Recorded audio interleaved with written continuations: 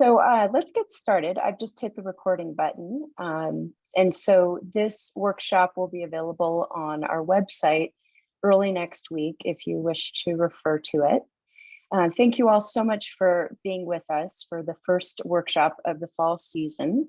My name is Annie Riddell. I'm the Program and Outreach Officer here at the Foundation. I work closely with Shelby on all things programming. And I'm delighted to have you. And Shelby is going to give you all sorts of tips on the attributes of a compelling grant application. I wanted to remind you, although I don't think you need reminding after all this time on Zoom, just to keep your mic on mute unless you're speaking, so there's no background noise for other folks. I have to duck out just a little bit early from this session, and so I wanted to let you know there are lots of other workshops going on this fall. You can check out our website. You've probably seen listserv emails about it, but we have a pretty robust offering both for the fall and early January. And encourage you to sign up. If you have any questions, feel free to be in touch. And also, I'm involved with the Youth Philanthropy Program that will be launching in November. And I'll be in touch with folks over the nonprofit listserv with details on that. I think Shelby's gonna be more focusing on our competitive grants process, but probably will refer to youth philanthropy as well. It's not a written, there's a small part of it that's a written application, but mostly it's a video application for those of you who haven't applied before. So be expecting information on that over the listserv. And last, I will be sharing an evaluation form link with you through the chat so that you can send us your feedback after the program. So without further ado, I will hand it over to Shelby. Good morning, everybody. For those of you who are able to turn on your cameras, it would be super rad to see your faces. Thank you.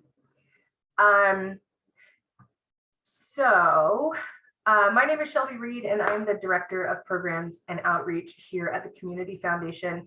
And I manage our discretionary grant programs, or mostly Annie, of course, tackles youth philanthropy because it's the fun one, and she beat me in what's this called? Arm wrestling. She beat me in an arm wrestling match to get that program. So today we are going to be talking about several things, just the breakdown of grants, what makes a compelling grant. I want to talk a little bit about what we are hoping to see and the type of guidance that we give to our committee members when they're reviewing your applications, and resources, things like that. I will be calling on you. I know many of you and know that you have written a variety of grants for a variety of organizations or agencies in the past. So I may quiz you or just check in and get your opinion. So sorry ahead of time. I also want anyone to just raise their hand or shout out their question. Please don't feel shy about interrupting me. Annie will be manning the chat until she leaves, but it really is less formal, and I'm hoping there can be some dialogue. And oftentimes in this workshop, which I've taught for many years at this point, other people have the same question as you, and oftentimes that answer is really beneficial to the group. So I have been in this seat for a while, but previously I ran a small international education nonprofit in town. So I also wrote grants to the Community Foundation. I've been there. It feels a little bit better when you're like a part of a team. You've got some solidarity behind you. So shout it out. Don't be shy, and we will just get cracking. I am going to share my screen, but while I'm doing that, can I direct each of you to type into the chat your name? I mean, we can see your names, but your name and your organization, and can you please not use any acronyms? I could guess, but many of us who are not familiar with each other's works don't often know the acronyms. So if you could type that into the chat, that'd be really helpful so that we can just get a sense of who's here today. Oh, and some of you have such long names.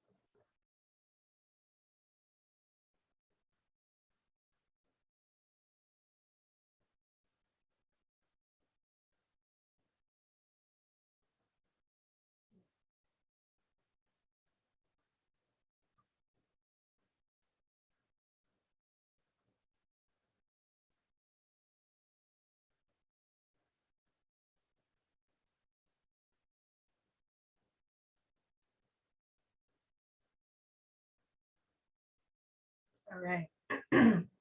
Can everyone see the screen? Yep. Oh my gosh, you guys, do you see? It is transcribing what I'm writing. Do you see that? That's crazy. Does anyone know why that's happening? Anyone? I have not seen that.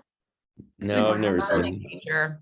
That is so fancy. Well, it's intentional, and I was trying to be inclusive to make sure that any folks who may have visual impairment or auditory impairment, more specifically, actually, can participate and fully understand what's going on. Let me know if it is driving anyone crazy, and I am happy to figure that out, but I don't know why it happened. It's awesome. Cool. So let's check out who we've got here. TSS, Coons Outdoors, Old Wilson Schoolhouse, Land Trust, Whole Food Rescue, Music Festival, JH Writers, Center for the Arts, Wildlife Foundation, Housing Trust, Carving the Future. Alice is doing such heavy lifting. So, what's JHSO, Alice? That's the Jackson Hole Youth Orchestra. Great, thank I'm you. sorry, I hit the wrong number. Oh, that, whatever. Thank you. New organization. Okay, perfect, awesome. So we have a pretty broad cross section of arts groups, conservation groups, couple health and human service groups, Teton Valley Ranch Camp, Raptor Center, Cultivate, Art Association, People Spread Love. Cool. So actually, I'm going to stop sharing really quickly. Can you guys, would love to see a show of hands, who here has written a grant, a successful grant, written a grant and been funded before? Okay. And who here has never written a grant? Okay. Who here has written a grant, but it may, or maybe they may have not been funded? I have. Okay, great. So many, I've been so many, you guys. Cool. And who here has written a grant to the Community Foundation specifically that has been funded? Okay, awesome. Great. So like I said, we have a really broad spectrum of experience here. If for any of you who do have more experience feel like we are sort of in the weeds with things that you know, you are welcome to drop off or say goodbye. I will not, my feelings won't be hurt. I want to respect everyone's time. And then for those of you that haven't written grants before, again, I'm here, use me, use your colleagues in this video, ask questions. One last thing, does everyone have a grant that they're working on either in their mind or a draft here today? Show me your hands if you have that.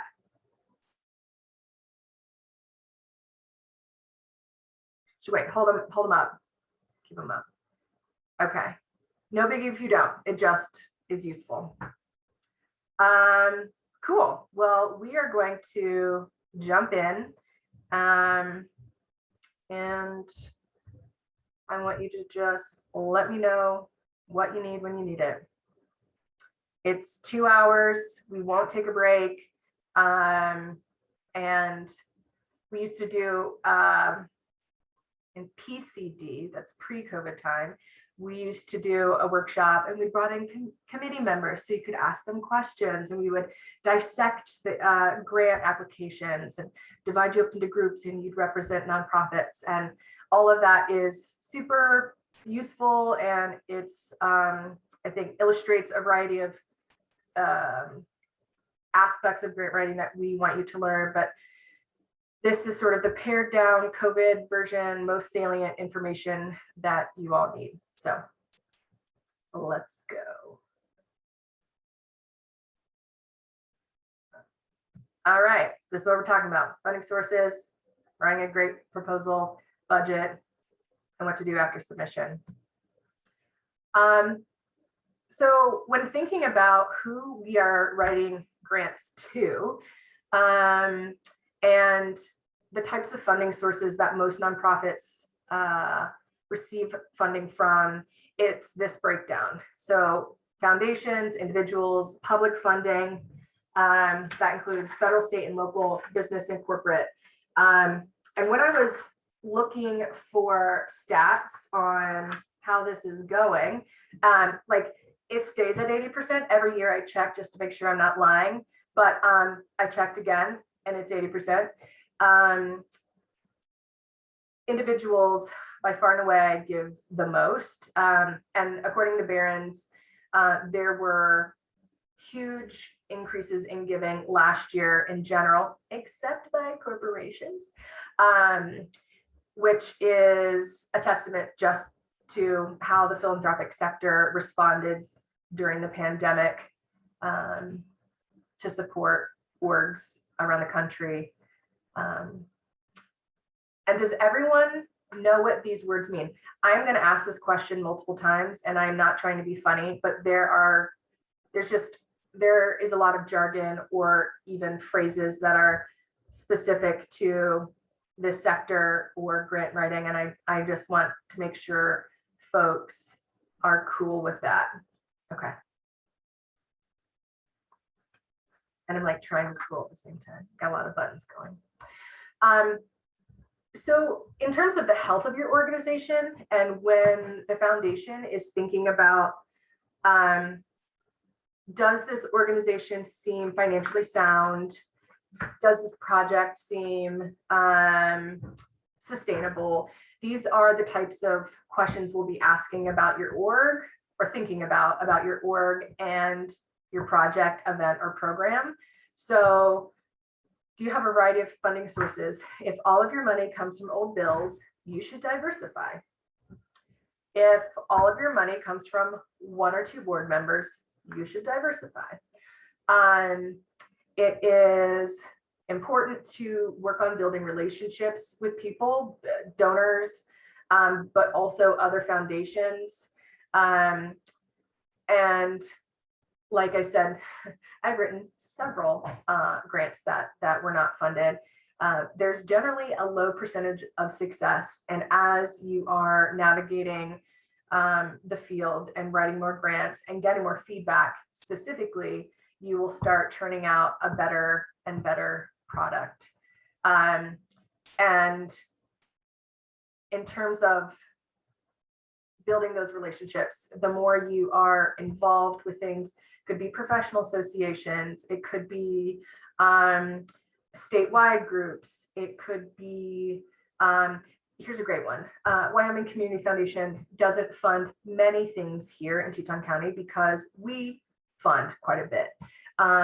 But I know there have been groups, in particular, some conservation groups that are doing work that spans the GYE or the borders outside of Teton County, and they are cultivating relationships with the Wyoming Community Foundation. They're going to their annual conference down in Laramie. They're getting FaceTime with those folks, and in the end, I think it's ultimately worth it to be able to build those relationships.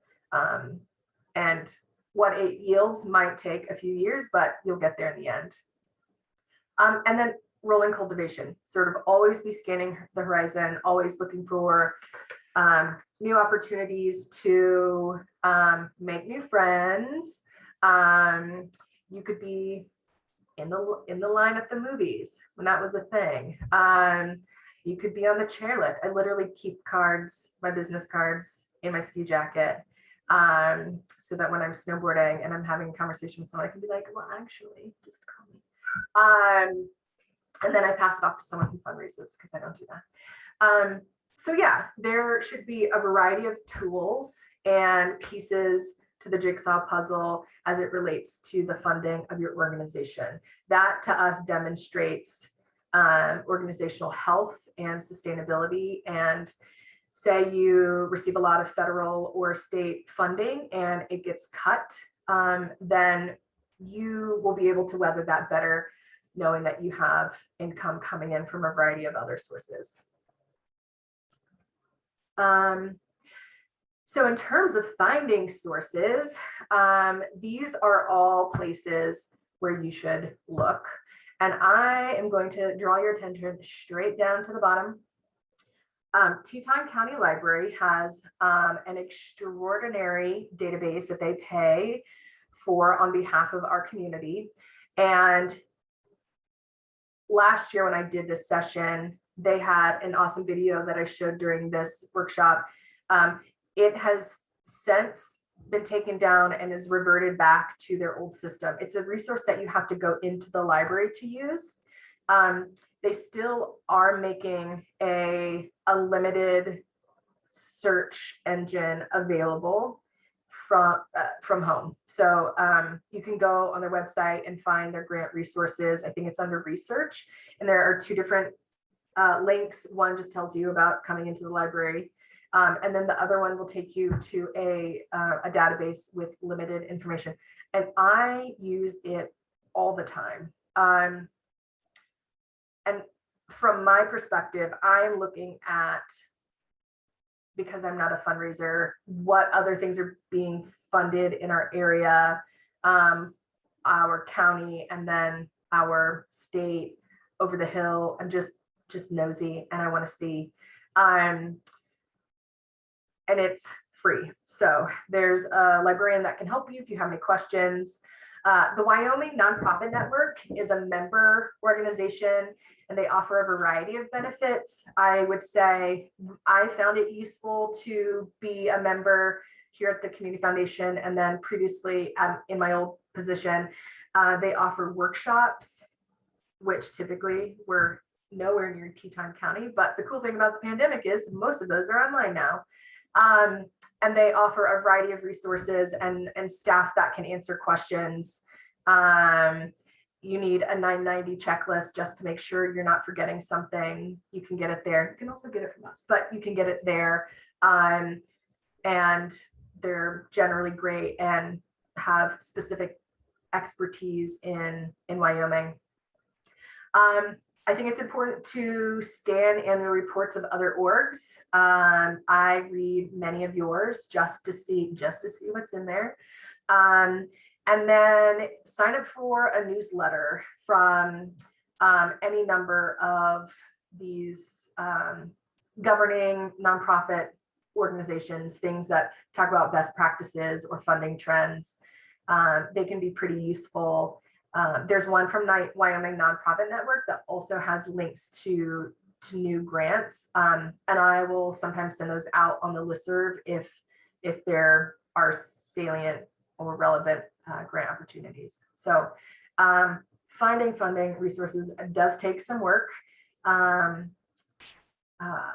but there is a lot of money out there, as we saw in the slide about increased giving. Any questions? I just said a lot really quickly. Sorry, I'm gonna put this over here so it can seem like I'm looking at you guys. All right. So we have a variety of grants here at the Community Foundation. And I said before that I manage our discretionary grant programs, but I will quickly explain to you what a few of the others include. So designated grants are grants that the donor, they give us money and they say, we want this to go to, you know, St. John's Hospital Foundation, or we want this to go to the Wyoming Community Foundation. It's just, we are sort of acting as a philanthropic bank, or a pass through. Donor advised funds are where donors set up accounts with us. They have pools of money. We're managing that pool of money, but they also make gifts out of that pool. So the amount can ebb and flow, and they tell us what to do. We send a check to you. You'll get their details. But the gift and how it's managed looks different than designated. And with family foundations, there's a limit, there's a requirement of how much they have to disperse in grants each year. And with the donor advised fund here with us, well, with a community foundation, there isn't that limit. So they can, you know, dole out a few $1,000s one year and then $80,000 the next year. And it's sort of at their discretion. Then we also have Old Bill's Fun Run, which is also a very unique model. It is a grant program that includes designated gifts and donor advised gifts. So designated insofar as when the community makes a gift to you, every dollar goes directly to you. It's just a pass through. And then many of the gifts come to you via donor advised funds, whether we manage them or they come from somewhere else, Fidelity or Schwab or something like that. And then our part is also taking funds from co-challengers. It's like, do you remember like Jello 1, 2, 3? Anyone from the 80s? It was like different segmented layers of Jello. Anyone? Amy's got me. Yes, Whitney, thank you. That's sort of like what Old Bill's is. And then the co-challenger money that comes in, it provides the match, it takes care of credit card fees, it does stuff like that. And those are our 3 types of programs. And then our 4th is discretionary, and that is where we are going to be spending our time, and predominantly in the competitive grant space. Ooh. Are y'all with me? Okay, sweet. So this is what our granting looks like.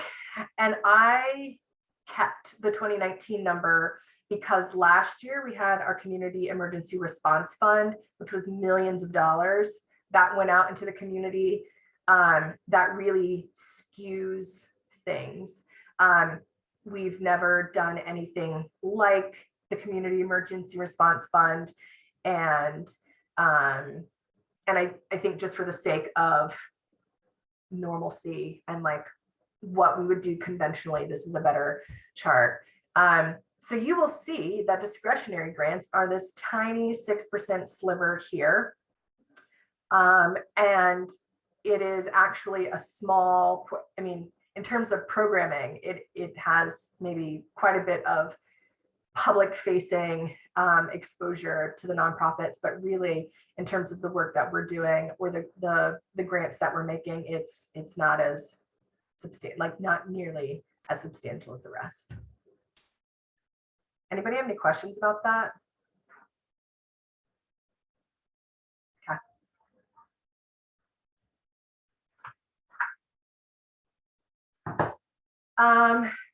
So the Competitive Grants Committee. This photo is pretty old,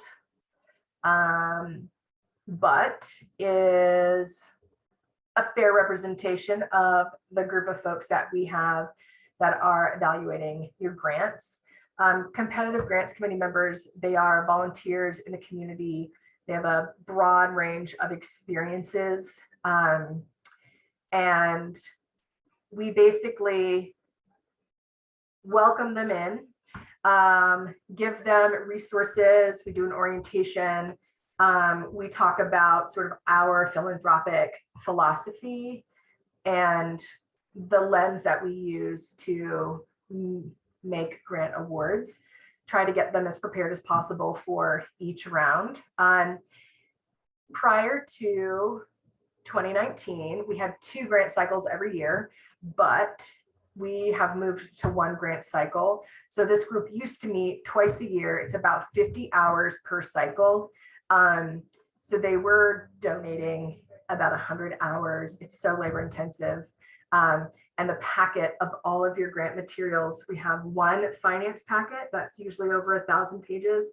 And then the actual grant packet that is probably around 600 to 700 pages. So it's a lot of reading. We also have made a pretty specific effort to diversify this group. I counted last night, I think that there are maybe like 5 people under 40. There are 3 people of color. There is no one with any disabilities. They're all relatively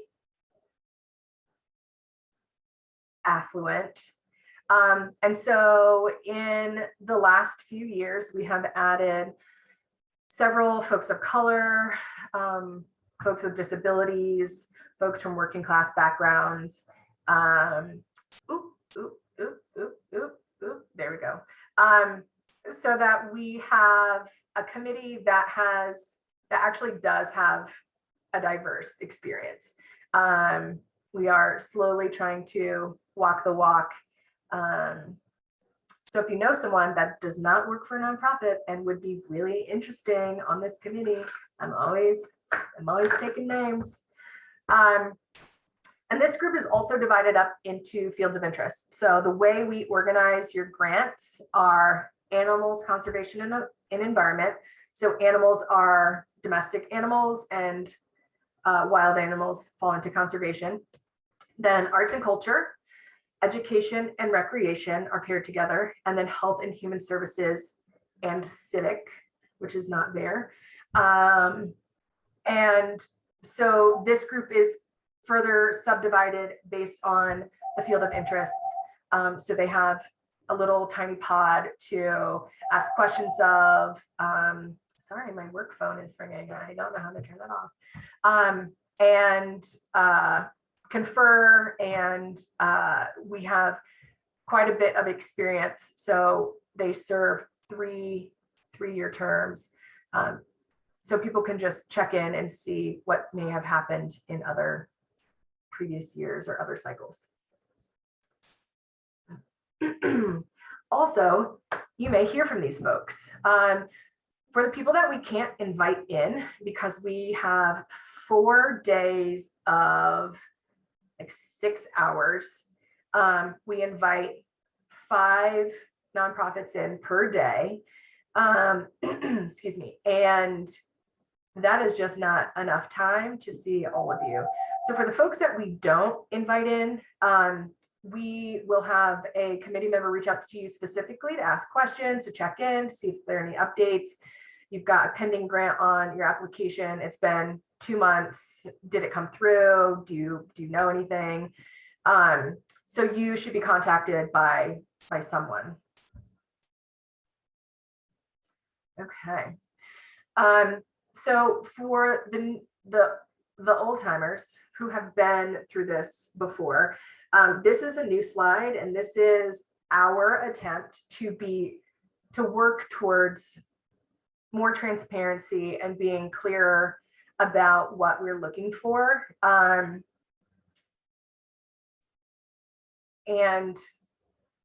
we've not included this before, but moving forward, these are sort of the different components that we will be judging your application on. And basically, as we move into the actual structure of the grant, all of this is built into some section or another. And it's not necessarily that all of these are subject headings in the grant narrative. Does that make sense? Yeah, okay, cool. Um, so hold on, guys. I am like coming off of a really crazy sinus infection, so my throat is a little. Thank you. So community need and supporting evidence. We want you to explain to us the community need. And that means we need you to provide evidence for why it exists. We've been pretty flexible in the past about saying, oh, these people are experts, and you are. We will believe Nick when he says owls need this thing because he works with scientists who say that. But we need the evidence. And I think sort of over the past few years, there has been, we're seeing less and less of that evidence, or it's anecdotal, maybe representing one client or patron or something like that. And so we're just looking for a return of you having supporting evidence and feedback to uphold that community need. Does that make sense to everybody? It's pretty, yeah, cool. The next thing is sustainability of your project and your org. So if we fund this new RAD program, how are you going to pay for it next year? You can say, oh, we'll probably be back for 2 years and then we're good. Cool, awesome. That's something that we'll take into consideration. It's not good, it's not bad, it just is. And so stating that is what you should do. But if you don't know,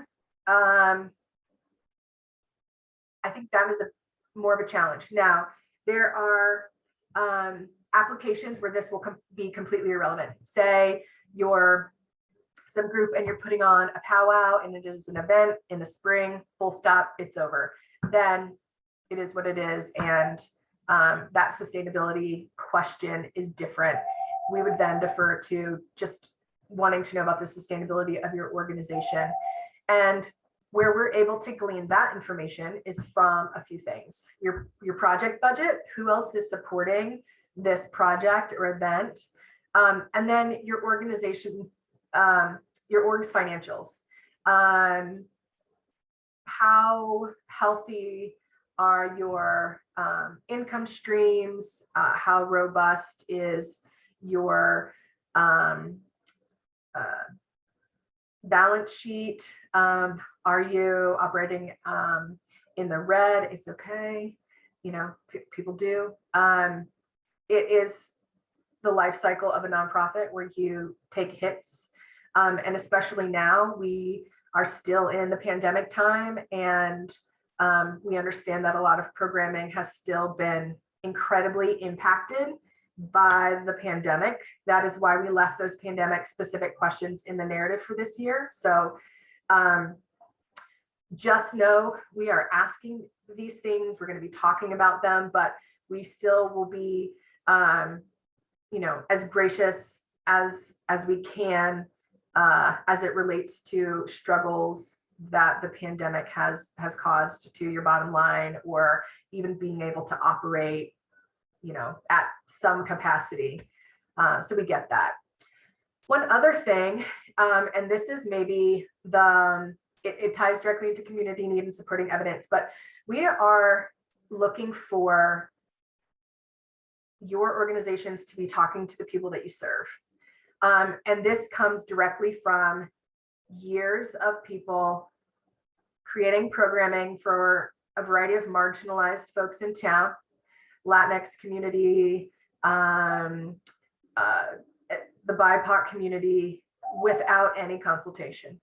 And I mean, literally, we have been in interviews talking to nonprofits about their programming for the Latinx youth. And we'll say, great, how many kids or parents did you talk to?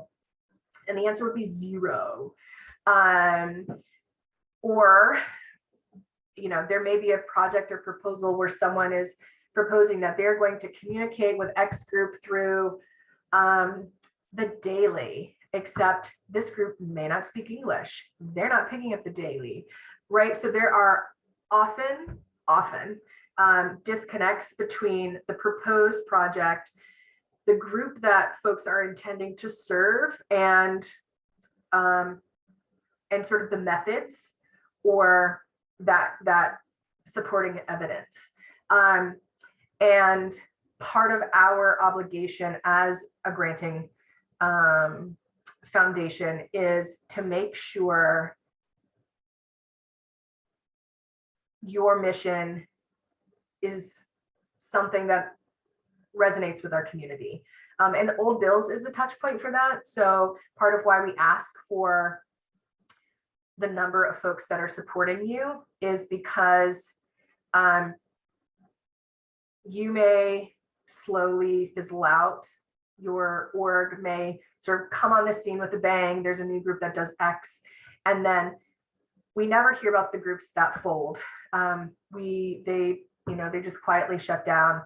And getting a sense of how many people in the community support you is just one tool, one barometer for broad community support. We expect and understand that you will have your own relationships with the community, and we just want you to share that.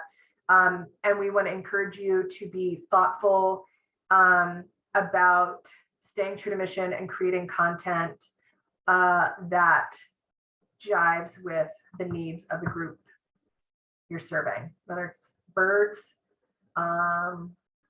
or babies or bison. Any questions about this as a newly stated thing we are looking for? So I have a question. So you are interested in knowing who supports us within the community, and how exactly do we show that, I guess? Oh, it's a question on the grant. How many donors have you had through Old Bills for the last 3 years? And just getting a snapshot like that is sufficient. Yeah, we don't need a list. We see it. We actually make the list.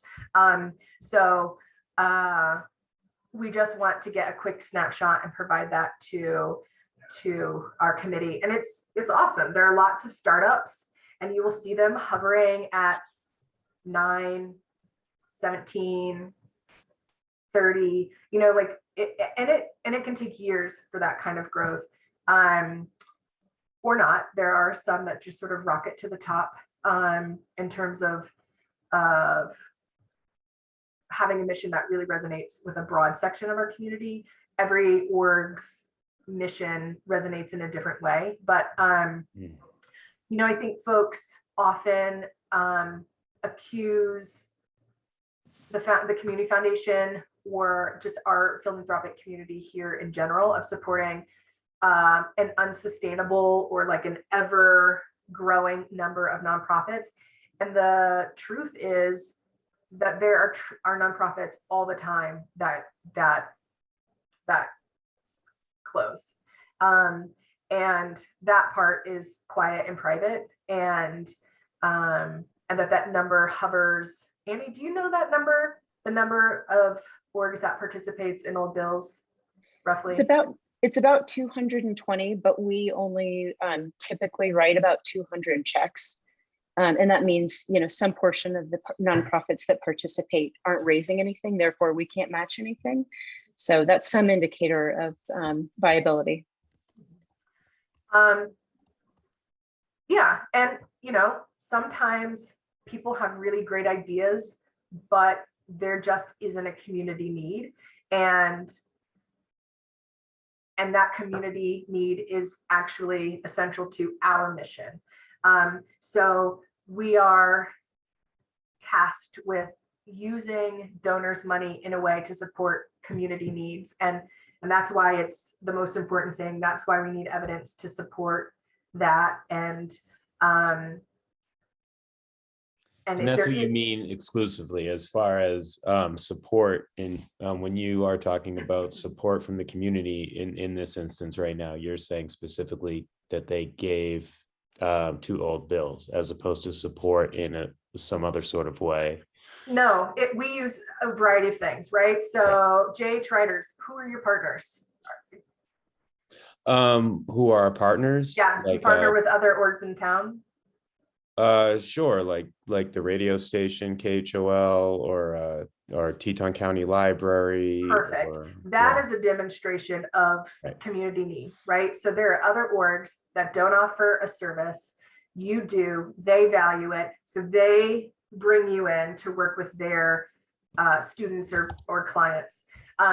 So like I said, the Old Bills number is just one tiny metric that we use, and we create this composite, this larger view of your programming. But yeah, it's really important, and I think says a lot if you have peer organizations that are supporting you. So that also might be an indication of community need and constituent involvement. It doesn't have to just be like, I talked to Sally, she did this writing class, she thinks it's great, she's going to be the next Roxane Gay, and so we have to have this.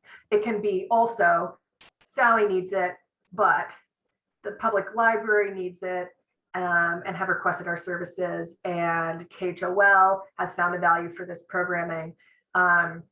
Yeah, so indicators that you actually use to determine why and what you're doing programmatically, and that evidence. You know, we've contracted with them for 3 summers, or, you know, something like that. Awesome. Thank you. Yep. Anybody else? Okay. Oh, sorry, Shelby, would participation in past events count as evidence of community need? Well, I think that yes, if it's a similar program. So if you're doing something different, being able to translate that across those 2 different events, or if it's a similar type of thing, you could say families are looking for accessible, low-cost activities to do. In the past, we've had X number of participants. You know, we have this number, we've got 12 business sponsors, and they want to support and see more programming that is free and open, especially during COVID, something like that. Does that make sense? I have another quick question. Yeah. So when it comes to supporting evidence, I'm wondering, do you have like an example of what that might look like if you're not the expert, you know, per se, that knows everything about, you know, the project, and it's maybe difficult to communicate that and you don't want to provide anything anecdotally? What's that example? Sorry, Paige, can you remind me who you're with? Center for the Arts. Okay. Can you share your example? I guess I'm wondering, like, for more, like, we have things in the theater that are super technical that I don't even really know, you know, about. And I'm wondering, like, what sort of, like, are there supporting documents that you're looking for, or in terms of like replacing, you know, technical items, stuff like that? Okay. So this is a good one because we have funded many technical confusing items for the center, and we don't get it, but part of your job is to translate that technical jargon and need. So describe the need in clear language. It's your job to translate that. And then why you need specific equipment, and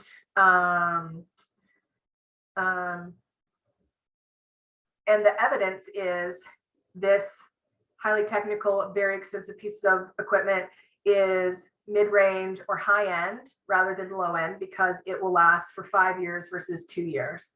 And I mean, I think actually that one's pretty easy. We need this thing to run programs, to offer lighting, to produce sound, and investments made in, like, we don't want anyone buying budget items just because you think that's like what we want to hear. We honestly want you to select equipment that you think is the best and will be the best value. So maybe that's the highest price item. We'll have a lot of questions about it, and we'll ask you why you didn't pick a mid-priced item. There's always a reason. So don't be shy or afraid to say what you need, and just be able to articulate why you didn't choose something else. Yeah, and we get these sort of capital requests frequently, whether it's a washing machine or tires for a van for kids. We don't want you to buy the cheapest tires you can get while you're driving in Moran in the late fall. So we don't want you to buy the cheapest speakers. Yeah, I think equipment like that is pretty essential to operating your business. And I have a few other thoughts which we can check in about in terms of including maintenance costs, like assuring us that maintenance costs, repairs, all of that is built into your operating budget or a capital budget or something, so that in 3 years, 5 years, 8 years, we won't see a grant for repairs for that thing. That's the sustainability of an ask like that. Does that make sense, Paige? Okay. Cool. And constituent involvement also may not be applicable for everything, but here, Paige, actually your example is great. Our bands, the nonprofit partners that want to use the space, the I don't even know what the line of programming where you bring people in, it's got a name, I can't remember it, but having these speakers is standard for the types of shows that we want to do. Not having these speakers is uncommon. It is dated. It is it's not sort of the professional standard that these bands or orgs are expecting, and that can be just documented by what other venues may offer or what is in people's riders, or I don't even know. I'm just like saying words I don't know at this point. Riders. All right, budget. So unfortunately, every year we see budgets and the math does not add up. I will say, I am not editing your materials. If you turn something in with typos or it doesn't add up, it will be given to the committee like this. There are many, many, many, many, many every year. And you can have a very compelling need, and the errors undermine your credibility. So I always recommend having someone who's unfamiliar with your work, like send it to your cousin Martha and see if your fifth cousin Martha and see if she can just give you some feedback. But the budget needs to pencil. The budget needs to be clear. So the things that you've proposed in your budget should connect to specific, things that you've proposed in your narrative should tie directly back to your budget. And there shouldn't be any surprises. So if in your budget you have a line item for something that's $5,000 and it's never mentioned in your narrative, you should make sure that they jive and it's clear. Any questions with that?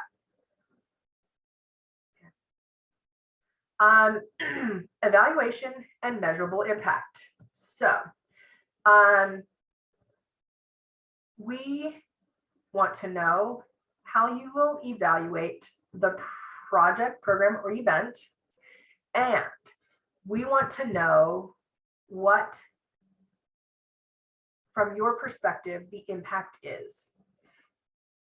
If there is no impact, I would encourage you to pause and think about why you are doing a program.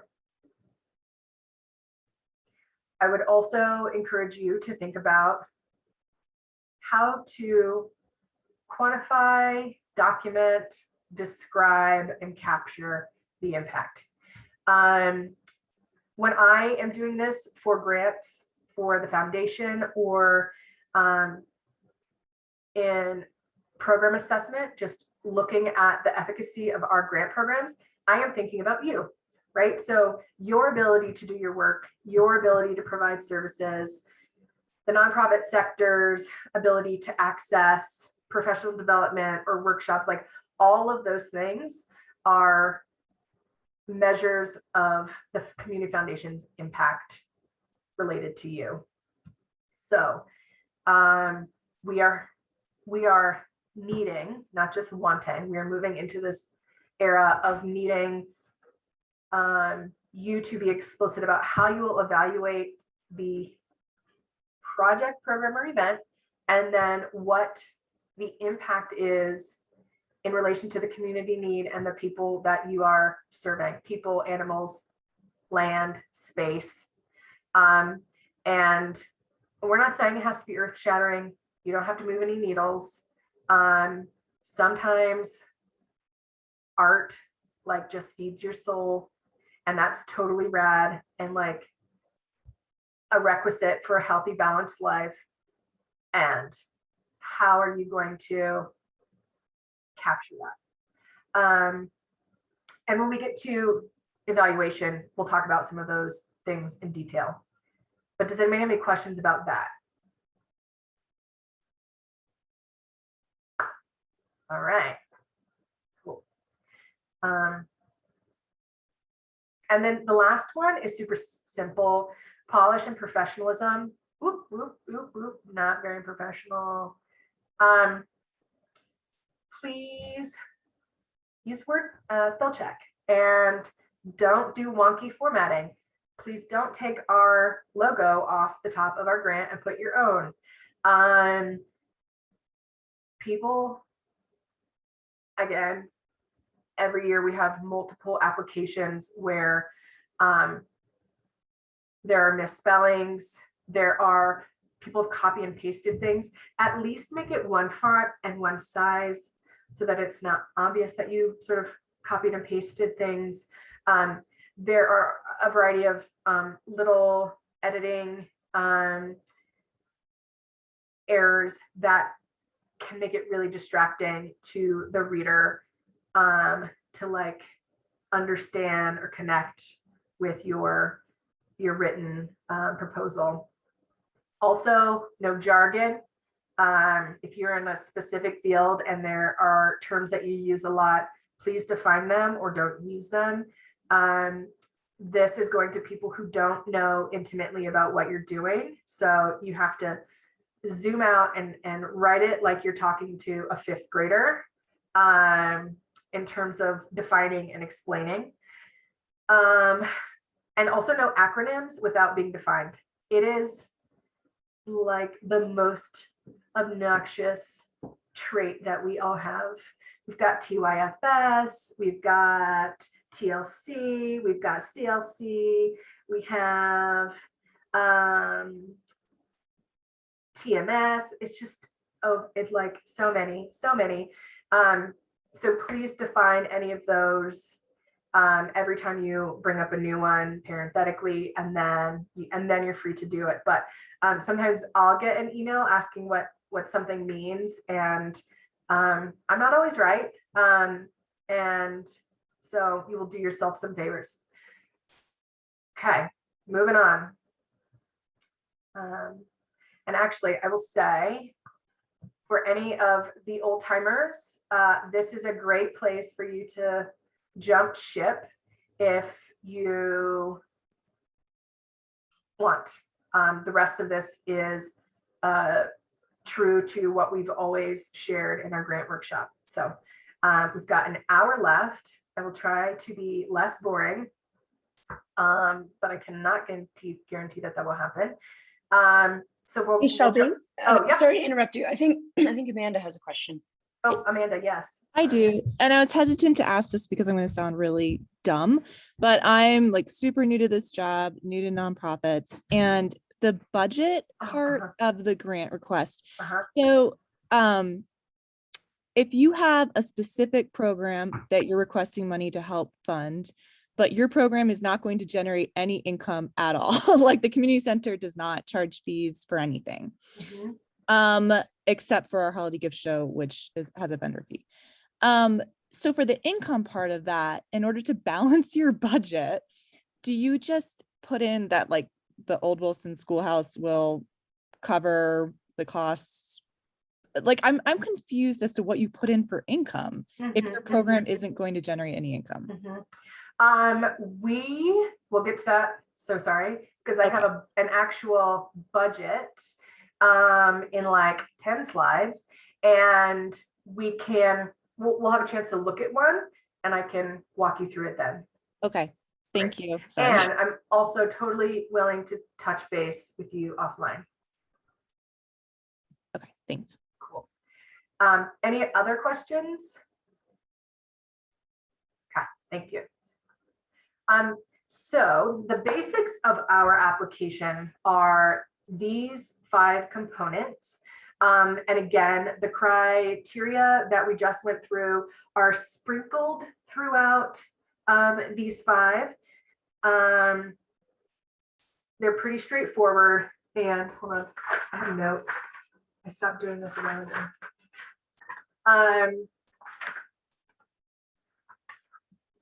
And we are gonna just drill down into each segment. So the project summary is essentially your proposal in a nutshell. It is your theory of change. It is your thesis. And I have done both. I have written it and then written my grant, and then I have to go back and change it because the grant is like slightly different or it needs to be tweaked. And then I've written the narrative with the project in mind, and then gone and written the project summary. I'm okay with both. I actually think my preferred method is writing it so I can like see it and use it as a guidepost, and then doing the narrative, and then going back and making sure they jive and that they fit. I can't encourage you enough to use that or something similar where you're circling back to the project summary at the end, because we use these project summaries in a variety of ways. They will go out perhaps in a newsletter if we want to highlight a program that we funded. They will be used, we create a sort of like a cheat sheet, and it is part of a cover letter to that like 1,500 pages of grant materials that we give our nonprofits. So it'll be your name, your org's name, and then your project summary. After we read these grants, it all starts to blend after a while. So we refer to the project summary like synopsis sheets all the time. I can't stress enough how tight and clear and concise it should be, and that it should match what you actually say in your budget and then in the body of your narrative. So it will stand on its own in a variety of places. We also put together a calendar for possible site visits, and may use your proposal to sort of dangle a carrot for our co-challengers or our board members or committee members to come and see you. They have a connection. It's a project they funded, and we'll say, hey, remember this? Here's their project summary. join us on, May 19th at the Raptor Center. So it should be compelling, concise, and flow, right? So compelling insofar as this is where you need to tell us what the need is and why. And the concise part comes from, it is the standalone version. It's a Cliff's Note version. We'll use it in so many ways. So if you have grant writing is not a place where superfluous writing will be your friend. In fact, it is counter to that. Grant writing shouldn't be emotional. It shouldn't be overly wordy. It should be very direct, simple, and clear. And nowhere in your grant proposal does it matter more than this. So the way we recommend putting together your project summary is using this formula. Think of this as like a math problem, right? So you've got 1 + 1 + 1 + 1 = 4 components, right? So our community has a problem. Our org requests money to fix this problem. We're gonna fix the problem by doing these things. And when we're done, the problem will be impacted in some way, right? It'll be minimized, it will be destigmatized, it will be lessened, it will be something. So we want to know why you're going to do what you're doing, how you're going to do it, and what's going to happen if or when you do. And I think of this last line as like, remember, like recycle, reduce, reuse, and close the loop. I think of the last line as closing the loop. So we sometimes will have folks do the first 3. We got this problem, we're going to do this thing, and we're going to fix it by doing these things. But oftentimes where folks go wrong is they leave out what will be impacted. They're not including the end result.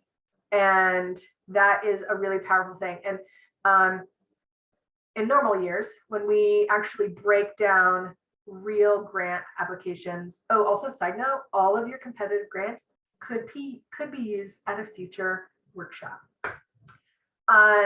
So we pick ones that perhaps could use a little help or support, and we pick apart the project summary, and many times folks have just not closed the loop. So they give us the first 3 and they don't tell us how what they did has made a difference or a change or an impact or how it's minimized something. Questions?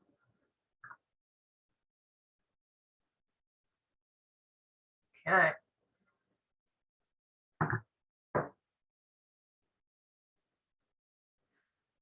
So community need. We want to know what the problem is. Again, it should be a community issue, problem, challenge, concern, absence, gap. Sometimes it's not necessarily there's an explicit problem, but maybe there's a gap in service.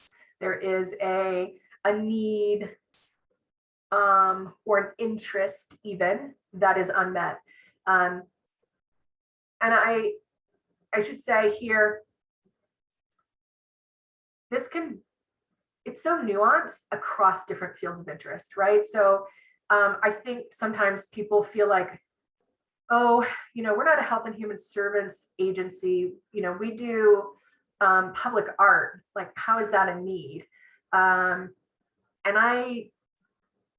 our philosophy is we need all of you working in your various fields of interest to do the work you are doing so that we have a healthy, vibrant,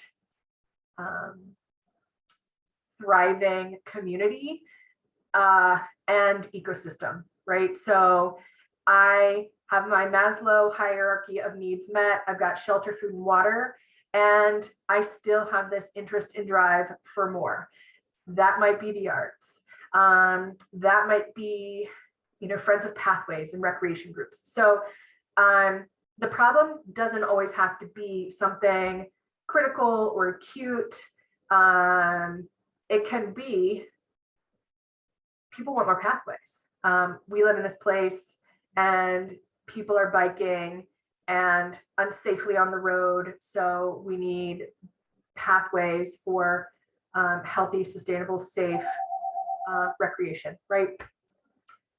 The problem should be clearly aligned to your mission.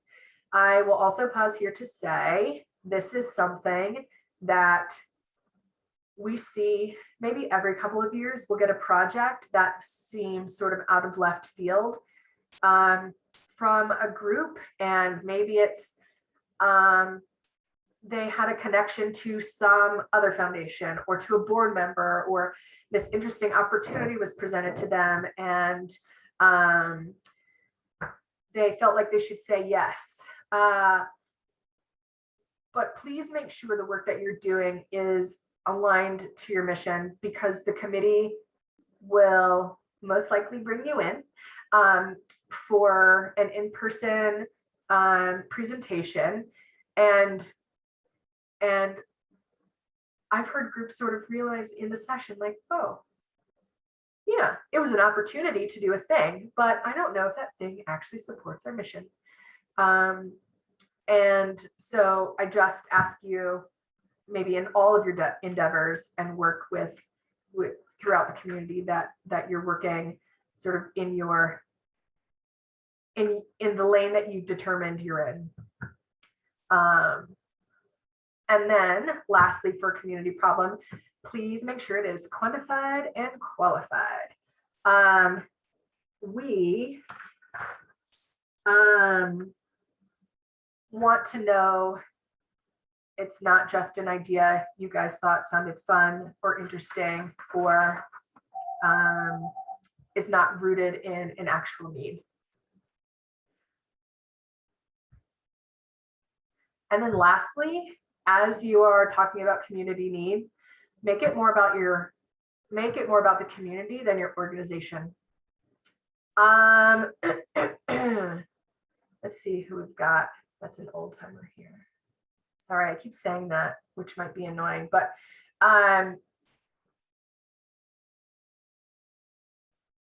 if you have a need for file cabinets, it's like an operational cost. Can someone give me an example of how you would frame that up to be about the community and not your organization?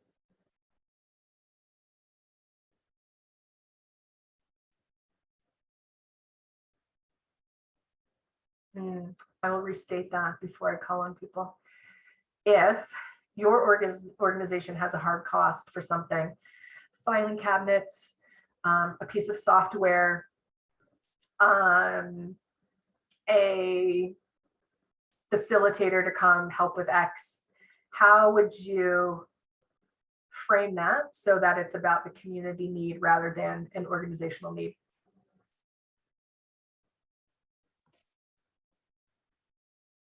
All right. Nick, I'm sorry to pick on you.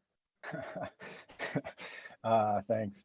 Here at the Raptor Center, I would say something like, we need some new cabinets to securely store some critical medications that Raptors who are in our care and our rehabilitation clinic need to be able to recover and get back to the wild. Without those cabinets, we wouldn't be able to securely store those medications, and therefore would make our work harder in getting those raptors back out into the forest. Crushed it. Crushed it. Bravo. Excellent. Miss Alice, can you take a stab at this? You've got a lot of examples that you could come up with. Sure. Let's say I'm representing an arts organization. So I would stress that the need for filing cabinets is as we grow, we acquire more of our music, and it's an investment that, you know, for what we give to the community for our students, that we have a place to store and future use of these musical compositions. It's just Excellent. Perfect. Perfect. Tim, do you want to give it a go? Sure. I mean, I'm going to step outside where I work currently in arts and culture. And it's like if I worked for a nonprofit that provided free mental health services to people in the community, I'd make the case that our mental health care providers need space to store records about the patients that they're treating, and we can't serve those patients, fulfill the mission, and improve mental health in our community without them.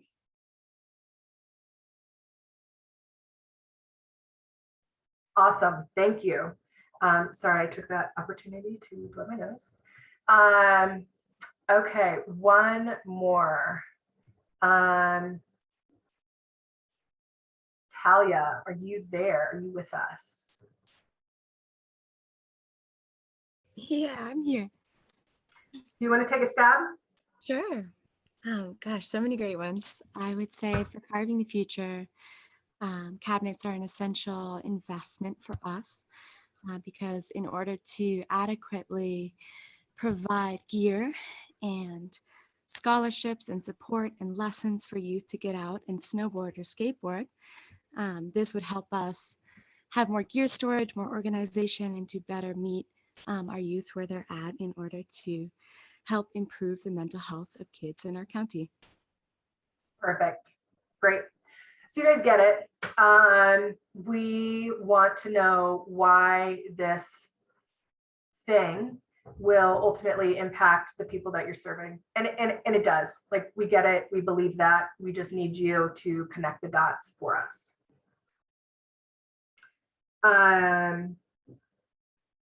And then the last thing is, when you're thinking about explaining your community need, keep in mind that we want a ray of hope. We want this glimmer that there's this problem, yet if you intervene, this thing will happen. There is an aspect of what we do and the way sort of we view these applications that is just rooted in hope and sort of the desire for progress and positive change and forward movement. So don't forget that as well.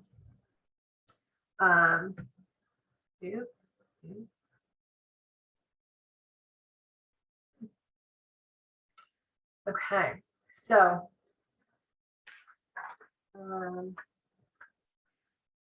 again, we want to hear the community need, not the organizational need.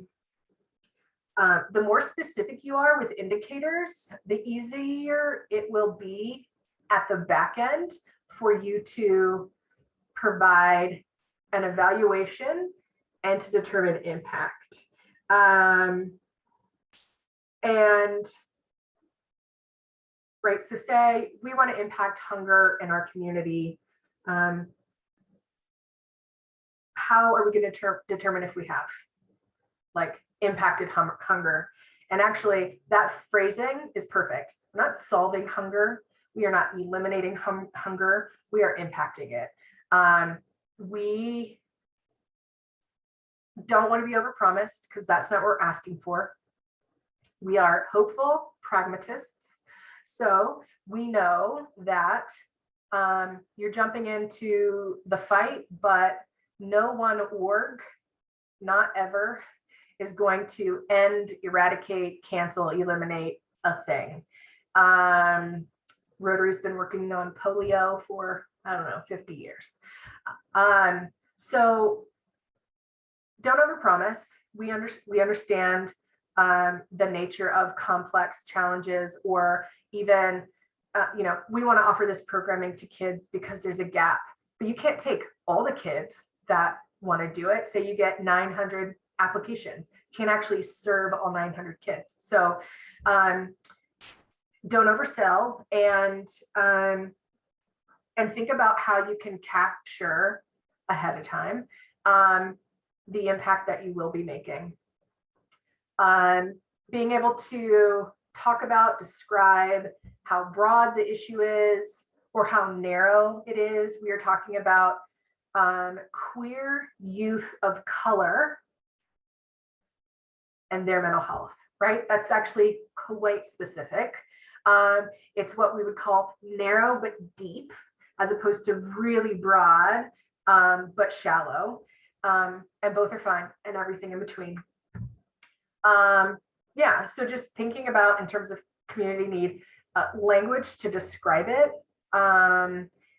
One other very important thing is what else is being done to address the need.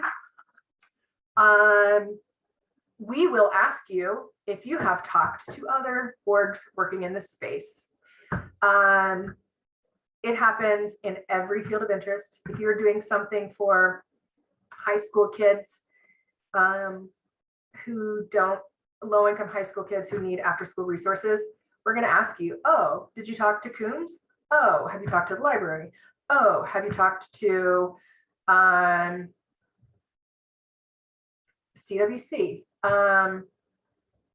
It's really important that you do your homework about who else is working in this space, so that you can say, oh, actually, yep, I talked to Jenny at Coombs Outdoors, and we are working with the same demographic, but we both have enrollment constraints. So we are sort of working in tandem to serve this demographic. It's totally fine. But if you're not aware of what's going on, it speaks to, it undermines your argument for the community need. So does that make sense to everybody? We once had a high school kid.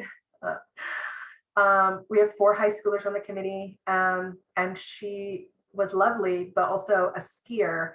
And this group came in and they wanted to do this ski safety group, ski safety, backcountry safety for middle and high school students. And this high school student shut them down, and none of the adults even knew. But there was a program that was already being offered to basically to this age group through JH Ski and Snowboard, and it was awkward. And those high schoolers are kind of ruthless and very inquisitive. So please check around.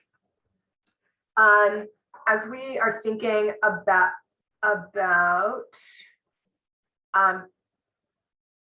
how to document, there are all of these ways.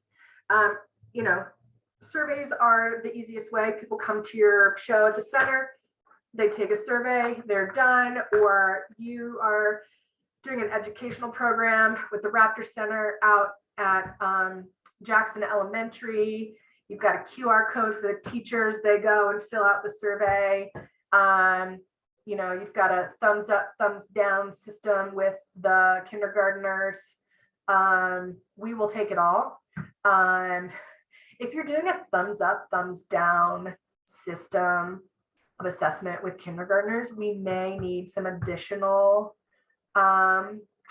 documentation of outcomes, but we value their perspective. One interesting thing is being thoughtful about how you may use national or even statewide data.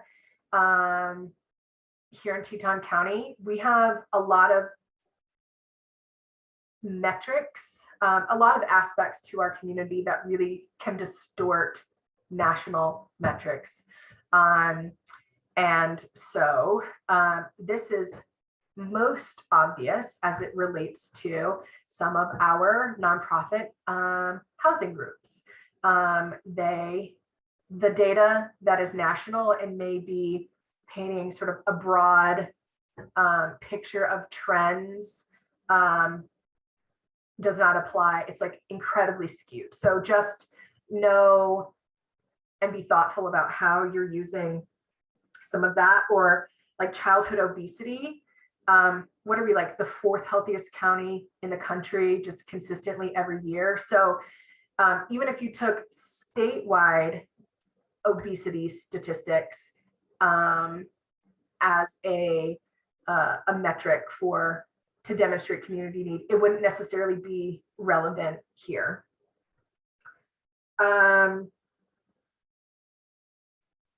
One other thing that I do want to say is that we are slowly moving this way, and I think for many of you that we funded in the past, you're aware of this, but I'll just say it now. We love a partnership. We love collaboration. We're not asking you to do it for collaboration's sake.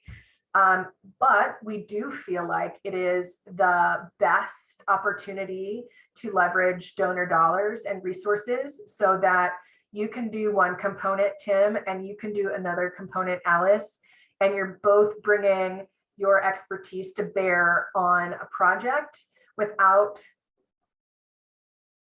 unduly stepping into a space where you could do it, you could get it done, but you can rely on someone else to sort of share in the work and the labor, the costs to provide like an extraordinary program or project.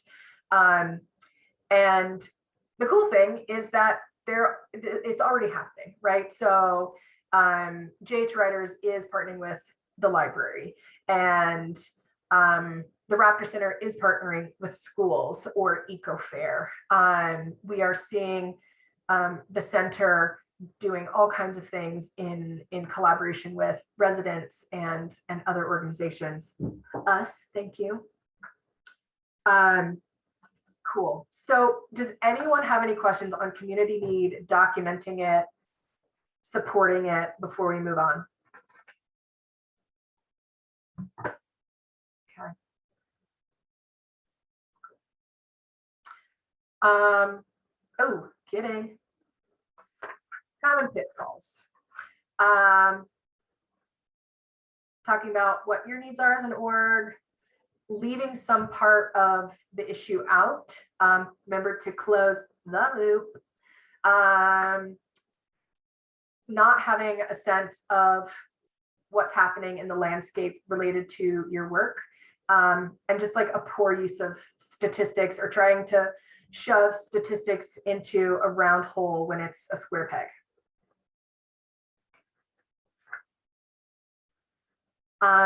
So the project description, the meat, this is the filling, this is the inside of your pita.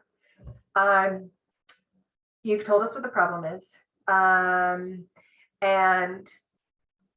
the project is basically what you're going to do about it.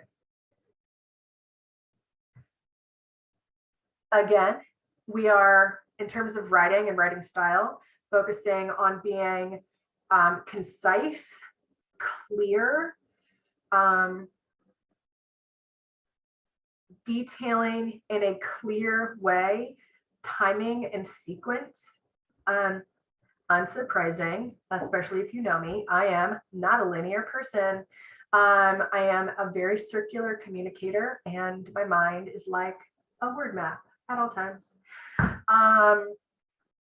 That does not jive with just grant writing conventions. That is not going to be useful, and it is very hard on the reader when they have to sort of reorganize the components of your project description so that they understand what you're asking for.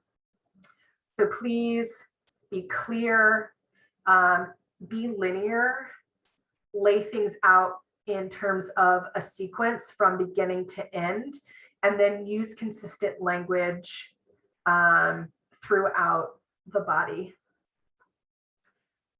When you're writing grants for other groups also, we used to talk more about just general grant writing, but this could also be known as use of funds, the program description, description of activities, or action steps.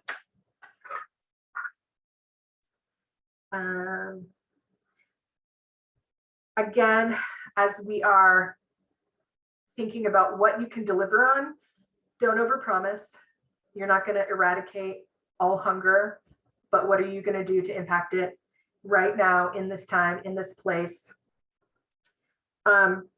Again, avoid jargon, especially industry jargon that we may not know. Be thorough, but not overly detailed. I do not need a full description of the graphic that's going to be on the kids' t-shirts in their goodie bags for the day camp that is happening next summer. Just zoom out a bit.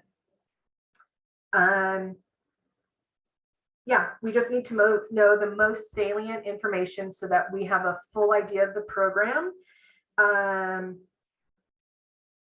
And that you're mentioning what is necessary to a group of people who are at that 30,000 foot level. Oh, and actually, when committee members will have questions and they sort of get in the weeds, what if, how, and blah, blah, blah. Either those will be tackled in the phone call they have with you, they'll be tackled in your presentation to us, or if it's like some crazy minutia, we say, don't worry about it. It's not your job. They are professionals and they will determine the logo on the shirts and the goodie bags for the kids. So we've got your back. Any questions about this project description part and what is in it and how to compose it?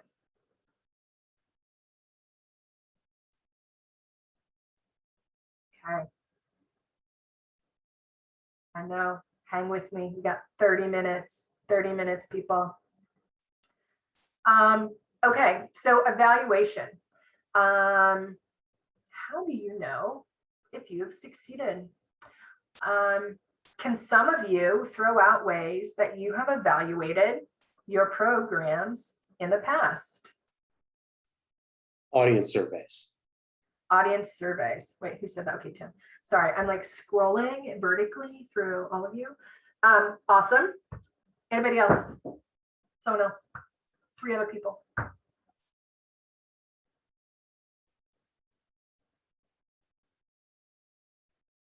Amanda. Well, I'm new to the schoolhouse, but I imagine that they use participation. Mm-hmm. We call that body count. Okay, body count. That's annoyingly jargony. Yeah, participation. So just like a head count, we're the center, we got 500 seats. We had all 500 filled and a wait list of 90 people. Like, that's pretty impressive. When I used to do programming for Interconnections 21, that was an amazing metric, stressful metric, actually, when you're renting out the center and it pays to fill every seat, literally pays to fill every seat. It's also very demonstrative of community need. And they keep a list of the wait list with emails and everything. So you actually get a really useful data point from the center. Body count is great. If you have an event and 3 people come, don't include that. Or do include it actually, and then tell us why you think. It was Eco Fair and it was hailing. And, well, actually it hails every year at Eco Fair. It was Eco Fair and there was a tornado, so nobody came, and that's it. Fair enough. Projects fail all the time, and we know that, and we are not afraid of that. We make investments knowing there will not be 100% sort of ROI on the outcomes. Actually, that's not true. I think sometimes the ROI, even if it's a failed project or an event or program, is that there's learning for the nonprofit. So we'll ask you to detail why something didn't work. Sahir, can you think of any other ways you could evaluate your program, event, or project? I suppose if you meet any of your outcomes, whether it be achievement or prevention. So statistics, we have, I heard this gem today on Wyoming Public Media that we have the worst mental health for youth in the country, coming in at number 50. So we started from the bottom and now we're here, and say we can decrease that by some amount and we come in at 49th. That is a metric. In the last year, we've been able to impact childhood mental health, and we are now the 49th state. Statistics that you're able to draw. Also, you can use qualitative things like a letter to the editor or testimonials. You can use sort of staff observations, so long as they are, clear and impartial. We've had some interesting staff observations provided to us for like the citizen science program as it relates to wildflowers, or to a beaver release program where a staff member sort of did like field notes and documented the release day. Shelby, can I add just something? The program that we're doing tomorrow morning that I posted earlier when you were also touching on evaluation is going to focus a little bit more on the qualitative data. Hopefully you can join us. If not, we'll be recording it and posting it to our website. But I think it will go into depth on the topic that Shelby's discussing, because the hard numbers are great and they're always helpful, but they don't always tell the full story and they're not always readily available. So it's sort of, the extent to which you're impacting lives. I think that's kind of the fundamental question for a lot of nonprofits, particularly health and human service related ones. So check that out for additional information. Thanks, Annie. And yes, I mentioned that earlier. There are some programs, think Pathways, right? So Pathways can serve 20,000 people every year. That impact might be broad, but relatively shallow. I get to ride on Pathways on the weekends. It makes me happy. I'm one of many people and families, as opposed to impacting suicidal ideation in high school aged queer kids of color. That might be 30 kids in town, and someone's life may be saved. And that is so deep and very narrow. And we fund all of that, and understand that the nature of your work, your being broadly the sector, looks really different depending on who you are and who you serve and what you do. Saving a raptor's life, right? Cleaning up our waterways, all kinds of things.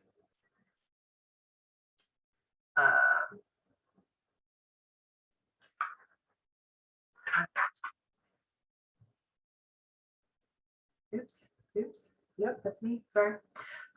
So when you are looking at your evaluation, outcomes, reporting, and thinking about your impact, right? So evaluation, we want to know, how did your program go? Impact, we want to know the broader sense. What did you change? Did this matter? Yeah, didn't matter. What would things look like if this didn't happen? I used to work with high school kids on Model United Nations, and I know it sounds really dorky. I am like such a hardcore Model UN nerd, and I will faux life, love it, rep it, encourage kids to do it, because I went on these trips with students from Jackson to Berkeley or to Vancouver or to New York, and especially sort of these nerdy, geeky kids or kids who couldn't afford to go on vacation, like they weren't traveling with their families, and it gave them something so deep and impactful. They got to be in new environments. They learned how to be out of their comfort zone. They had to take initiative to make conversation and connect with other people. For the kids of color, they got to go to Berkeley and walk down the street and be Asian and not feel alienated in their own town. They just got to blend. So it sounds like, okay, yeah, I'm letting you in, whatever. But I used to get funded from the Community Foundation. I just want to say, I was like really good at like getting parents or students to sort of tease that out. Like, why does it matter that you go on this trip, right? Like, cool, whatever, you've got a bunch of stuff to put on your resume. But what did that feel like when you were walking down the street in Berkeley and you didn't feel looked at or stared at? Like, what is that giving you? How is that helping you develop or grow? And I think in terms of impact, it can be broad. You know, we've reduced hunger by 18%, but it also can be really personal and so specific. So evaluation versus impact. Take a look at your application and do what you said you were gonna do. If you say we're gonna use surveys, make sure you do. If you don't, if you're like, we intended to do X, but the day of our QR code was not working or something, just explain it and figure out something else.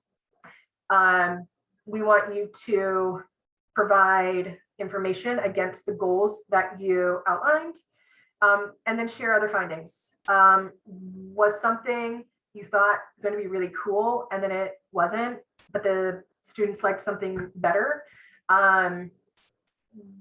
Did you build a facility and then some groups decided to rent it out that you didn't have on your radar? And so it actually has an even broader community impact. All kinds of nuggets can come out of the work that we do that are unintended, pleasant or unpleasant consequences. Any questions? Cool. Just make sure your evaluation plan should be concrete, realistic, and doable, which is like basically realistic, those extra. Cool. So it didn't work, just let us know. You know, I hope for big projects and programs, you are having a debrief or a post-mortem. Annie used to run the tightest Old Bills post-mortem I have ever seen in my life. Just bullet points and Google Docs and departments and cross departments. And yeah, there are all kinds of things that we would try new every year. Some things were awesome, some things weren't. And that is useful learning. Was this a waste of money? This one thing, was it an insane, wonderful investment of money? And we're going to do that times 10 next time. Just let us know. And then also just thinking about what a successful program is versus a successful grant. And we are framing programs that may not work in terms of being possible successful programs, right? So Annie and I know we get requests all the time for workshops. We want this workshop. It's critical to my learning and professional development in this community. Got to have it. Reading budgets or creating budgets, okay? Actually, that's a good one because I did do that when I was managing workshops. I created a reading budgets workshop and like 3 people came. Why? Right? So it wasn't super successful. There was a perceived community need, right? Direct feedback from the community, a request that had been made multiple times across the sector. Was it poor timing, bad time of the day? Was it the bad time of the season, right? A lot of conservation groups can't do things in the summer. So just debriefing and being clear about why and what you learned. Okay. Budget. So,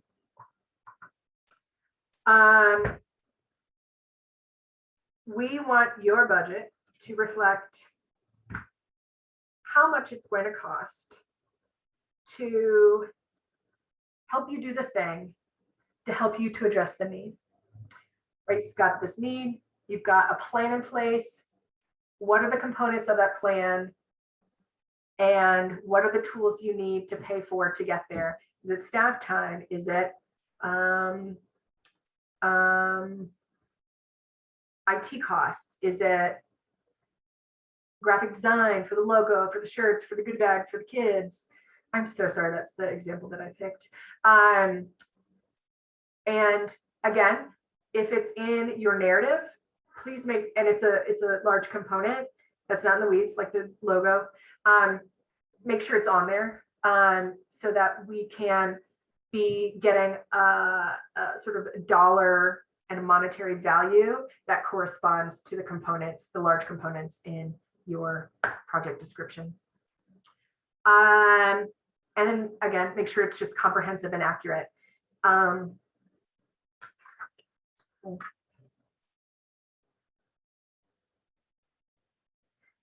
And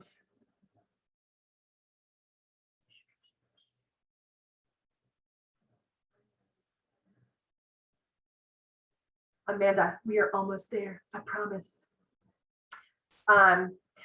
So we need your budget to be clear and understandable, like truly, please just have someone read it. We would love to see a diverse list of resources. So you're applying to us, you're applying to the Wyoming Community Foundation, you are applying to the National Endowment for the Arts, you are applying to the Storer Foundation, you're applying to Bank of the West for something, or Whole Grocer. Also, don't be shy about hitting up some of these national branches of these local branches of national orgs. TJ Maxx, Whole Grocer, Target. People will be like elbowing themselves to get to Target, because they typically have a budget to spend in the communities where they are doing work. Banks, y'all talk to the banks. But a diverse list of resources, a potential for leverage. And what we mean by this is you have applied to the Wyoming Humanities Council for funding, and it has come through. Then we feel like we're able to sign on to support you, and you can then leverage both of our names to maybe snag a Bank of Jackson Hole. Like, look, Bank of Jackson Hole, we have these two trusted community and statewide partners who believe in the work that we're doing. We'd love to have you as a corporate sponsor. And once you snag one group, you can be thoughtful about your request or your pitch to other groups. Also, I write a lot of letters of support. So if we do support your grant, and you're looking for funding from other people, or just your organization in general, actually, there were arts and culture grants due recently to a statewide org, and I wrote many letters of support about nonprofits. So if you need that, please reach out to me anytime. I do it all the time, and I'll be very effusively generous in my comments. We are interested in knowing what percentage this event, program, or project is of your operating budget. Make sure it's consistent with the narrative. It is clear and comprehensive. Reasonable estimates. Here we go. Ask for what you need. Do not put that you found a washer and dryer on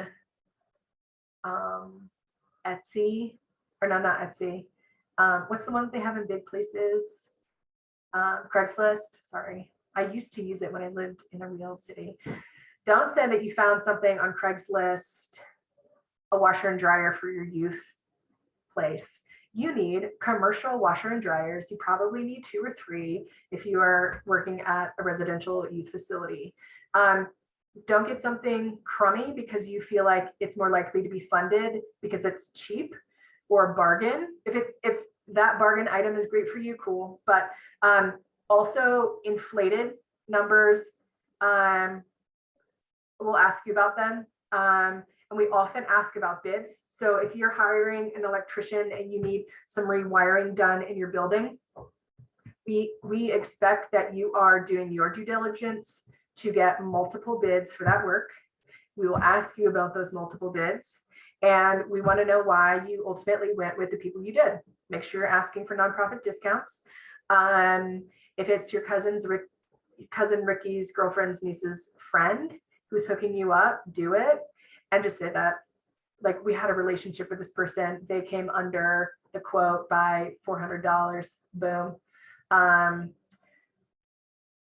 We see every season maybe a couple of wackadoo estimates, both, not just like super high, but people who are underestimating when it feels like they need more money to actually accomplish the goal.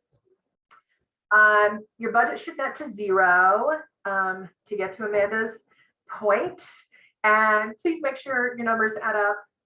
We have so many data money people who will catch it. I am not that person. So even if I was helping you in editing your budget, like, that's not my brain. But our finance director, the people that like manage hedge funds and banks that are on our committee, will see it and know it. Cool. The budget, Amanda. So this is a budget, please list the grant you are asking for from us here. Please list any other pending grants, individual donations,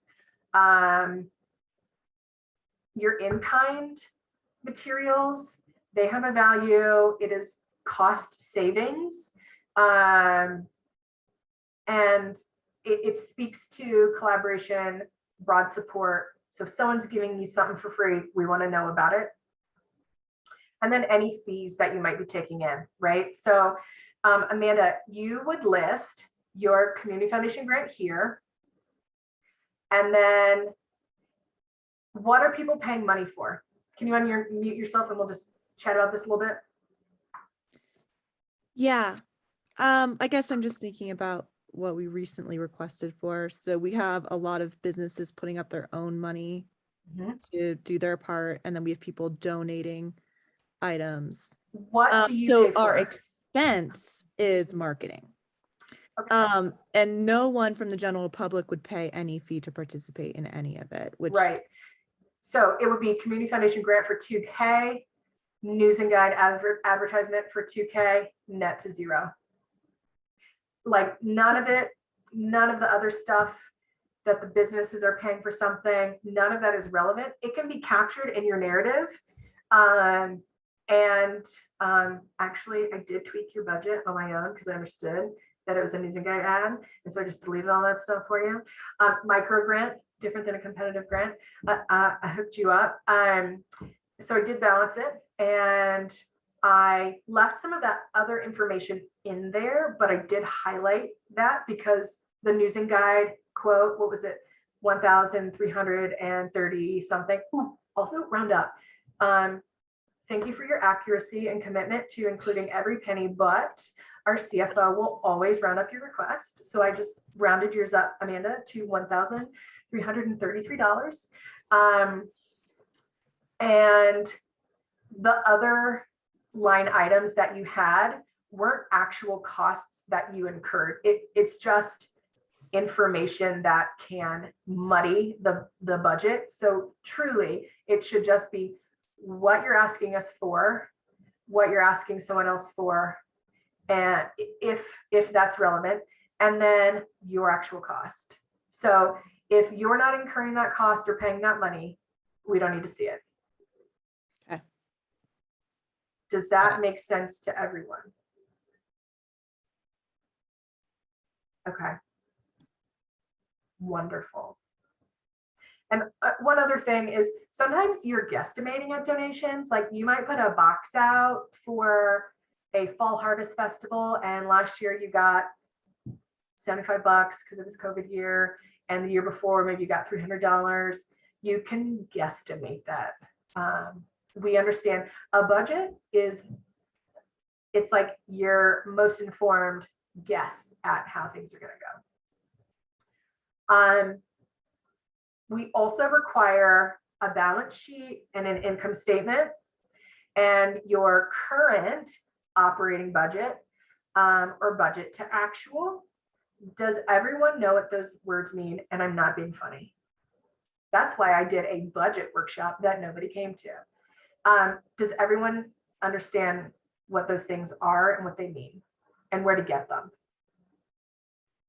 What do you mean by budget to actual? Budget to actual is often your budget in one column and then what you've actually spent today, right? So say you're on a calendar year, your fiscal year is the calendar year. So your budget says salaries for 2021 are going to be, $75,000, but your actual might say like $8,000 because it's February. Right, so you have two columns, one with what you've budgeted for each of these things, operation-wide, so not your project or program budget, and then the other one will be a column of what you've actually spent to date. So everyone is also on a variety of different fiscal calendars, and your fiscal year might start in July. It could start at the beginning of the calendar year. It's fine. Send us what you have today. So do your best. We will take a look and let you know if we need something related to these. I will also say every year we have something wonky that happens with one or two files, one or two or like 10 files that get uploaded from iFi. And so they might come through as like 0.4 font or size 3 font. So we'll just reach out to you individually and ask you to email those to us. My colleague Cindy will be in contact with you about any of this financial stuff. Please do not send us your 990. Please do not send us your audited financials unless one of these statements is in there. If you have an audited financial statement that's like 60 pages long and you only have access to a balance sheet or an income statement or an operating budget and it's in that document, that is totally fine. But please remember, we're working with like literally like 15 or 1600 pages. And we don't need all of that and we won't read all of it. And thank you.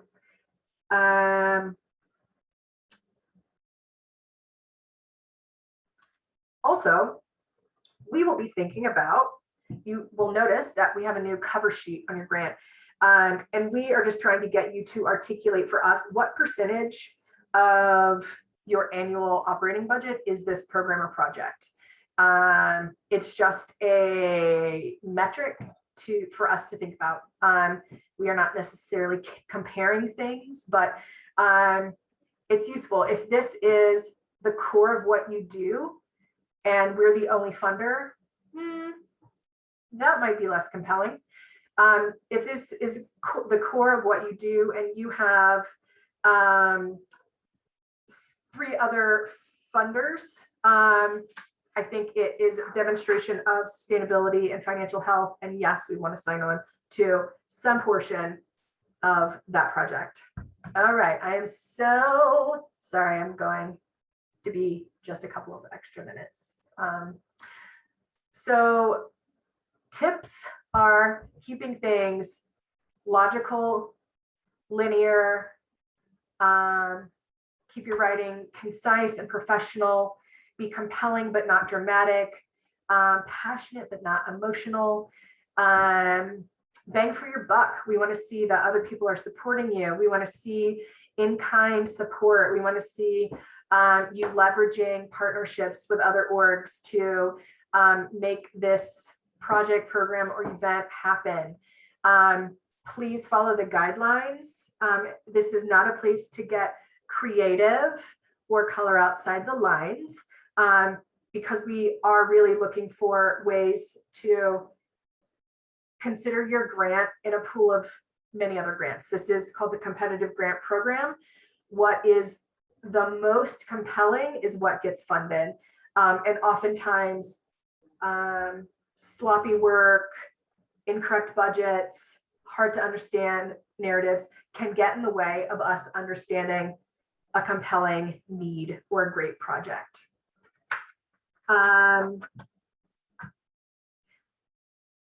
So if we invite you here, you should come. The person, well, not you should come, like you must come. But one thing that you should think about is bringing someone that knows the budget. So oftentimes, Nick might write a grant, but Amy will be the person who comes. Amy should not come without Nick. Amy is great. She can talk about so many things, but the person that knows the budget inside and out should be the one that speaks to it, or you should really prep the person who will do the predominant question answering. We have EDs that unfortunately sometimes can't answer those questions and aren't prepared and don't have backup. They don't have someone that they can defer to with them. And provide us with updates. Did you get funding from a grant that came in after you submitted this? And visual aids, we don't want them or to see them unless they are useful. So when we're funding projects for the Snake River, useful. Pictures of kids in a youth musical, not useful for us to understand the work that you're doing. I will delete them and not share them. So please only turn in the most pertinent information, something that will aid the reader in understanding your grant. What we give our community members is already it's so much. So, and then if you are funded, let us know as you're going if there are any changes. You will have to read an acknowledgement and send it back. Then we'll send out your check. Things happen as you go. Sometimes you might lose a consultant, or you might have to change venues, or you might have to delay your program by 6 months or a year. We are all good with that. Just reach out to me. I will give you an official approval. That will be added to your file, and then you can carry on with the newest iteration of your program. And then if you're funded, we'll provide information about how to do the reporting. This is really more important, actually. So if you are not funded, we will provide you with a phone call. So each of our staff members is assigned to a specific field of interest. You'll get a phone call from them, and they will give you specific information about why you weren't funded. You weren't funded because Search and Rescue has a program very similar to this, and we didn't feel like the need that they're serving was large enough to sustain or required 2 programs, or we didn't support this because you don't have the infrastructure, you don't have enough staff. This program will only happen if you get this grant and the next 4 grants so that you can hire staff to do it. We may have not funded this grant because we had so many applicants who were facing statewide or federal funding cuts that provide some critical services, and we ran out of money. We couldn't spread it around evenly. We do fund things that have come to us and did not get funded in round 1, and get funded in a next round. And I would definitely say we'll probably see some of that this year.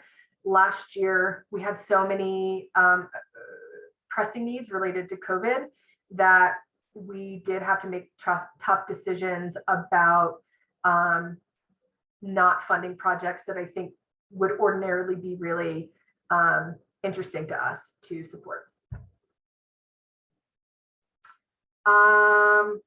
So we will want to get pictures. We will want updates. You can send those to me anytime.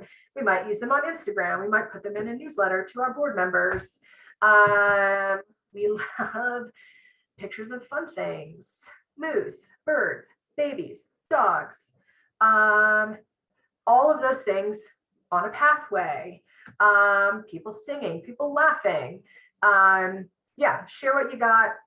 We are, as I said before, our impact is measured by your impact. So the photos that you send to us and the short stories that you share are a demonstration of how we're doing and meeting part of our own mission. Okay, almost last slide. Thank you so much. We have one competitive grant cycle and you can only do one application per cycle. Yes, you can resubmit a grant that has been declined. You should update it and take into account that feedback. If it didn't get funded the first time and you don't address sort of the why behind that, I doubt it will get funded again. If you don't spend all the money, we will get creative on how you can keep it. We don't want it back. Be like, never want it back unless you 100% can't use it. Yes, you can submit a grant for more than one funder at a time. Please do. Yes, please put the funding that you have applied for from other people in your budget. And I've already told you about the variety of ways that we will share your grants. Whew. Any questions? I am so sorry that we are over by 6 minutes. I will get you out of here in the next 2. Questions, anybody? No, okay. You have the slide deck. Annie will be sharing the video if you need to look anything up because I went so fast. My number is on the website. My email's on the website. Please call if you have any questions. I'm happy to walk through things. Thank you. I appreciate your time this morning. Thanks, Shelby. Great job. You're welcome. Thanks, everyone. Bye. Bye. Thank you.